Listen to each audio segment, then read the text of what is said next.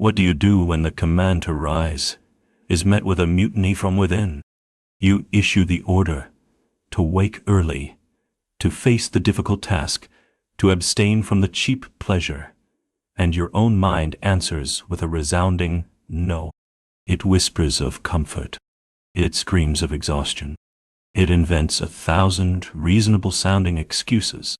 This is the great, frustrating paradox of the human will. But the Stoics knew a secret.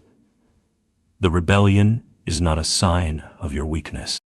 It is a test of your right to rule.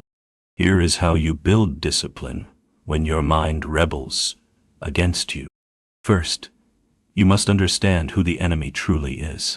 The rebellion does not come from high. It comes from a part of you, the undisciplined, comfort-seeking, instinct-driven part of your mind. It is the wild horse, and you are the rider. The common mistake is to identify with the horse, to believe its fear is your fear, its exhaustion, your exhaustion. You must stage a revolution in your own identity. You are not the horse. You are the will, the reason, the commander who holds the reins. The moment you make this separation, the dynamic of power shifts. It is no longer an internal conflict. It is a matter of governance. Second, you must abandon the lie that discipline is a feeling. The world teaches you to wait for motivation, to wait until you feel like it. This is a trap that guarantees failure. The rebellious mind will almost never feel like choosing the hard path. Discipline is not a feeling to be waited for. It is a choice to be made. It is the ruthless decision to act in accordance with your higher reason, regardless of the protests of your lower self. A general does not wait to feel courageous before he gives the order to charge. The action comes first. The feeling, if it comes at all, is a distant consequence. You must forge the habit of acting on a cold, calculated decision, not on the fickle weather of your emotions. Third, you must win the war in the first step. Your mind's rebellion is loudest when it contemplates the entirety of a great and difficult task. It sees the whole mountain and despairs. You must conquer this by becoming a master of the immediate. Your objective is not to write the book. It is to write the first sentence. Your objective is not to run the marathon. It is to put on your running shoes and step out the door. You must break the task down into a unit of action so small that it is almost insulting to your rebellious mind, gnati, to do it.